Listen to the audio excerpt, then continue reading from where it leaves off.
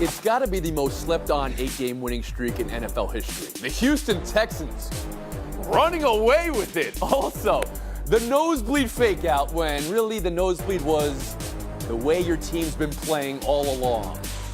Mac, Ice, Yates, Shaw, let's go. There we go. Got to put your head back.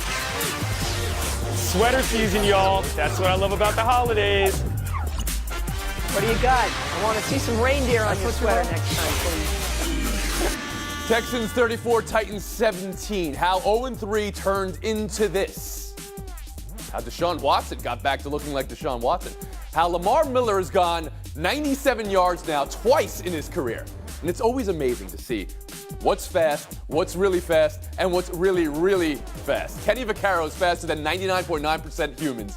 And 1,000% of people wearing microphones in this conversation. On this play, not exceptionally fast compared to Miller and Adoree Jackson. Look at Adoree Jackson coming to the picture here. He passes him like a kidney stone on ice skates.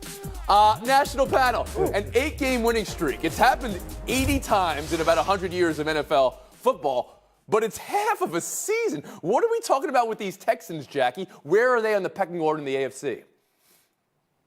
Well, they're right in the mix now, but I'll say this, Tony, that 0-3 start, that wasn't expected. This is more what we expected of the Houston Texans, and now they're actually delivering with it. We knew they were going to have a good defense, and if you look at all the teams atop their divisions in the AFC, the Texans have the best defense aside from the Pittsburgh Steelers. But if you ask me right now, head-to-head, which team would I rather have? I'm telling you right now, I would take the Texans over the Steelers. And part of that is because of Deshaun Watson.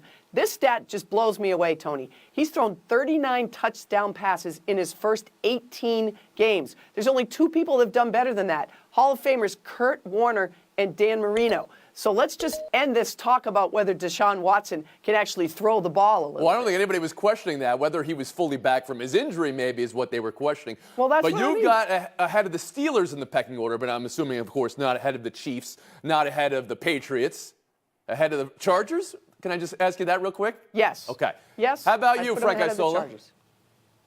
Well, look what they did defensively, and that to me is the difference. They're staying healthy. J.J. Watt is back to being a dominant defensive player, and this game changed on that stop at the goal line. Then, like you mentioned, Lamar Miller outrunning everyone for 97 yards. But Jackie mentioned Pittsburgh. To me, it's all going to depend on where the game is played. Jackie does not honestly believe, and we love Deshaun Watson, that Houston's going to go into Pittsburgh in January and beat them. They're going to go into New England and beat New England. I don't see it. So you have them lower on the pecking order. Clinton Yates, what did you see last night from Houston? I've still got them behind the Pats and obviously the Chiefs, and I do have them behind the Chargers for the reasons of quarterback experience. But the Steelers, to me, are absolutely takeable in this power rankings from the Texans. Look, they've put things together in a way since they started 0-3 that has been extremely impressive for a couple of different reasons. Lamar Miller rushed for 98 yards in the first game alone. Never mind the fact that he had one rush last night that made it, that was as many yards as possible. I just really believe in Deshaun Watson at this point. I think he's come all the way back, and considering what happened when they put him on a bus when his ribs were all messed up, his season has been incredible as far as how he's led that team. Tim Kalishaw. Finally, we get to a guy who knows rankings. Kansas City and New England are on the top level. Thank you. The Chargers and Houston are on the next I needed the one. hands. And as well. Pittsburgh is actually below that level. Houston has had some incredible, we'll just say good fortune to have this streak. Remember, they weren't just 0-3.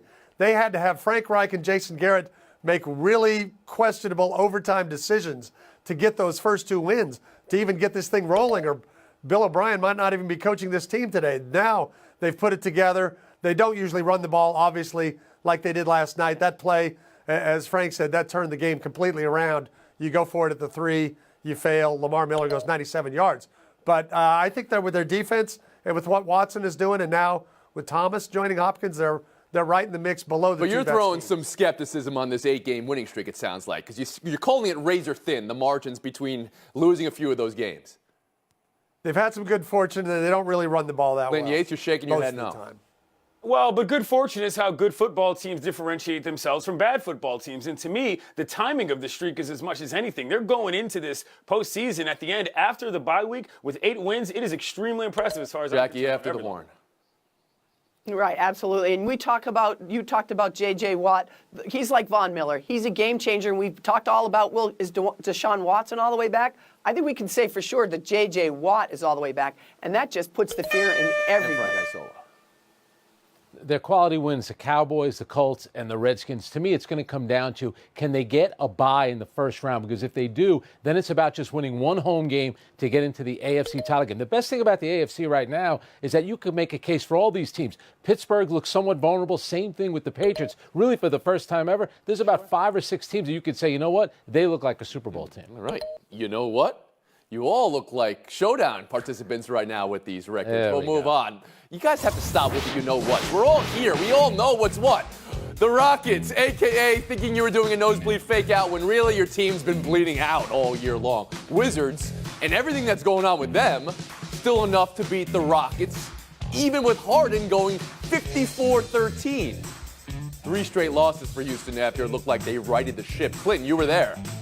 When will you be convinced the Rockets' problems are real? As soon as they get rid of or find a way to make Carmelo Anthony a useful player on their team. Before this season, I was worried about the losses of Mbah Moute and Ariza. And in general, I don't think this team has figured out how to really do it with that part. Carmelo Anthony should be the leader of their bench. Their bench is their issue, particularly when Chris Paul isn't playing. Look, they squeaked by that game last night. You know, in terms of getting to overtime, nobody in the building thought they were going to win at any point, that the Wizards, that is. I'm impressed with the fact that they've kept it together as well as they have in terms of the scoring with Harden, but I just think this team is flawed as a result of what they did in the offseason. Okay, Frank Isola, your view of the Rockets? Tony Reale, get it right. It's I was there. He was at the game last night. Here's the thing. And the Rockets, think about it. Their starting backcourt scored 90 points, Harden and Gordon, and they still lost the game. That is about as bad of a loss you can get. Here's the issue. The season starts, you have Chris Paul suspended. Then Harden is injured. And guess what? Now Chris Paul is out with a hamstring injury. The same injury, different leg, that kept him out of games 6 and 7 against the Warriors. So while everyone is focused on beating up on Tom Thibodeau and the Minnesota Timberwolves, guess what? The Houston Rockets are below them and the Utah Jazz. 2 very disappointing teams. I don't think Houston's going to figure this out. I really don't. Jackie Mack, do you as dire as Frank was right there, that they're not going to figure this out? Well, I think they're better than a team that's below 500. But are they the team that pushed Golden State last year? They can't be. And Clinton touched on it, except for his solution doesn't make any sense in this regard. Last year, according to defensive efficiency, I'll get to you, Clinton, they're ranked number 5 on teamrankings.com. This year, right now, they're at 23rd. Clinton, I ask you, do you really think Carmelo Anthony playing more is going to help those numbers? I think we know the answer. No, but this gets Here's to my point, is that they should have never gotten him to begin with because it messed up exactly that defensive balance and capabilities that they had. That was my issue. Good point. Good point. Jackie, you can go on. Not exactly sure what that meant. But here's the other problem. Last year, you were the number 1 ranked in offensive efficiently. Now you're number 11. So what it tells me is your group as a whole, there's no way they can duplicate what they did last year because of all the injuries. And you didn't even mention, Frank, that Gordon has been out for the good part of the season and now is Well, finally that's back. one reason why those statistics may not be completely accurate for the team they are. They were missing Gordon for those games. They were missing Paul for those games. They were suspended games as well. Tim Kalish, join us. Well, I mean, I think the concern is real in terms of when are they going to get back to looking like last year. I don't think that's going to happen. Maybe it doesn't have to. Maybe Golden State never gets back to looking like last year either, although I think that's more likely. We remember last year all the stats when they had Paul and when they had Harden and they had Capella, they won all those games. But when they were more vulnerable when somebody was out. And this year, when people are out, other guys are trying to compensate. We can get excited about Harden's 54 points, but he had 11 turnovers. He had 5 turnovers in the last 8 minutes that he was on the floor. He was obviously out of gas. They're running people down, and, it's not happening. Frank, is there something you want to add? Well, if you remember, they tried to make a play for Jimmy Butler. So obviously Daryl Morey, the general manager, does not think this team is good enough. And as Jackie talked about the offense, last year they even ran more isolation than any team in the league. It seems like a lot of teams have them figured out. But let's see what happens when they get everybody back healthy, if that does happen. Clinton, Wizards turmoil was just last week, and now how about a 3-1 stretch for them? What's going on? Yeah, it's not bad, but the main issue with the Wizards in terms of turmoil has to do with GM Ernie Grunfeld. That's where most of the fan base's frustration comes from. Even if they wanted to put everybody on the block, they couldn't because of the way that roster is constructed, and that is the main issue, is that going forward, if everybody on this team doesn't just plain get better, they don't really have that many your view of solutions. this? Yeah, but I don't think Ernie Grunfeld is the problem in your locker room, Clinton. I don't think his name is on the lips of everybody who's been battling each other there. They were on the lips of Bradley Beal and John Wall, though. They were calling out Grunfeld in the locker room just last week. Well, they've been calling out each other and everybody else, and probably you if you showed up to the building, Tony. Hey, bring they should start calling out themselves. How about that? I'm going to give one more call out, one more shout out. Frank, you brought up the fact that the backcourt had 90 points last night, and they lost. It was the second most points a backcourt's had in a game in 50 years. The other backcourt? Kobe Bryant and Smush Parker. There you go. They combined for, I think it was 94 points combined in the 81-point game. We'll move on. A new college basketball poll. Did you guys know they were moving past the RPI this year and going to the net? They are, and the net is different. Ohio State is 1, Virginia's 2, Texas 3, Michigan 4, Gonzaga is not till 5, and Kansas is not till 11. This has led to universal mockery compared to other polls, which is true. Also true, those other polls come out before teams even play a game. They come out in October, and the whole poll is then predicated on what they came out with originally, so how cool is that? I understand what people are saying here, that this poll can't be fully appreciated and isn't fully applicable until the season plays on. Frank, hearing that, are you willing to give it a chance? Where is Alabama, Clemson, and Notre Dame in that poll? That's what I want to know. It's November. By the time the tournament rolls around, you know what's going to happen? Just like what happened a few years ago when a team like Monmouth doesn't get in. And it'll either be the eye test or they'll cite this new system that they put in place. You're always going to have that group of teams that doesn't get in. I don't care what kind of system. Jackie Mack, what do you think of the net unfair as a ranking system? I understand that, Frank, but there's something very, very flawed about this poll. For instance, Loyola Marymount, they have them at number 7. And KenPom.com, they have them at 122. I think KenPom.com's been at this a little bit longer. They cap 10 points at 10 points, wins and losses, so you don't get the full picture of it. There's a lot of things that are really wrong with this. And there's way too much weight on teams that are just undefeated. Belmont is in their top 20. Tim Calishaw. Really? Come on now. No offense, Belmont. The cap on the scoring margin is ridiculous. Duke beat Kentucky by 34, a game a lot of us saw. To them, Duke beat them by 10. So it's, it could have been a close game for anybody knows, although that's not helping Kentucky because they're not even ranked. They also have a problem with their efficiency. If you shoot a great percentage against North Carolina, it's the same as if you shoot a great percentage against Coastal Carolina. It doesn't have anything to do with your competition. So they have a really knowing that this has replaced RPI, it may sort itself out, it may not. How does that have you feeling? I don't love it. I mean, listen, in general, my thing with college basketball is I like the eyeball test. Experts looking at these teams makes up for a lot of the variance in terms of talent. I don't need another poll. Just give me people who know better basketball, and I'm okay with that. Yep. You know what? If you're going to tell me it's too early to have a poll, don't release the poll. That's all I needed to hear. All right, taking a break right here. Look at those scores. This is like the ABA. I'm ranked 4th. Back after this. Shooting. Early polls. I like the result. McMullen and Yates, 25. Kalishaw and Isola still in it. Anybody's ball game in buy or sell. Losing to the Bills. Your offensive coordinator fired. Your Blake Bortles benched for Cody Kessler. Your Leonard Fournette suspended for throwing a punch, in a fight he wasn't even on the field to begin with. That's the Jaguars right now. Look at Tyler Shatley's reaction. 69. I love it. Yeah, that's spot on. Doug Marrone says benching Bortles is not a knee-jerk reaction. Was anybody thinking it was a knee-jerk reaction? Their season's over. No. Then Tom Coughlin on local radio. We tried. The nature of the game got us. Tim, where did it go wrong for the Jaguars? It went wrong early. It went wrong on the defensive side as well as the offense. They can put it all on Bortles and the offensive coordinator if they want. But Bortles' passer rating the last 2 years was 78 and 84. They extended him. This year it's 81, right in between where it's always been. He's the same guy. Some others have failed. Right, they've had a ton of injuries, but Coughlin said it himself. You didn't make the moves you should have made. So while it's Bortles' fault, I'm putting this on Coughlin, who I don't care who he wants to fight. When it comes down to it, Bortles is not the solution, and we all knew that going. So you really felt like he was challenging everybody to a fight in that local radio interview. I did too. Frank Isola. Last year we gave Tom Coughlin, Doug Marrone, the quarterback, Blake Bortles, a lot of credit. The defense, to me, all of them have failed. Blake Bortles was terrific last season against Pittsburgh. He was very good against New England. I just don't think he could put you over the top. That's where it all has to start. And by the way, Jacksonville has not won since Doug Marrone went for 2 points, rubbed it in on Todd Bowles and the Jets. The football gods might have gotten it. Oh, sure, the football gods, yeah. Go ahead, Jackie Mack. You know what? Gino Auriemma told me once, you can fall in love with a player, but once you fall out of love with a player, you can never get that love back. And I'm going to go back to that game against the Pittsburgh Steelers. Jacksonville's up 9-0. Then they're winning 16-13. It's 3rd and 5. What does Marrone do? He calls a handoff to Leonard Fournette. He didn't believe in Blake Bortles. Once you stop believing, then you might as well not have him out there anymore. And I think that's what's going on here. That was profound.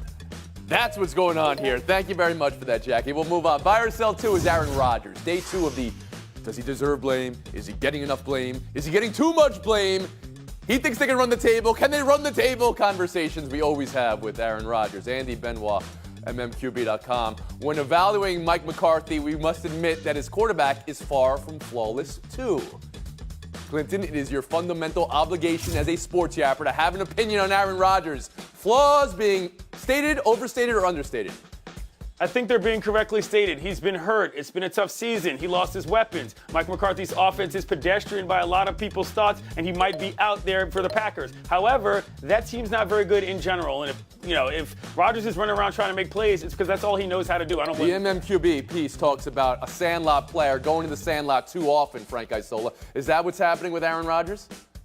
Well, I think part of his genius is his ability to improvise. But I will say this. Here's a guy in his prime. Name me the all-time legendary quarterback in his prime that can't win a road game. That's 0-6 on the road.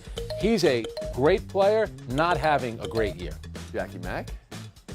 Yeah, absolutely right. A Hall of Famer who struggling a bit with the knee. If the protection hasn't been great for him, maybe the play calling hasn't been as great. But that's why you can't put it all on Mike McCarthy.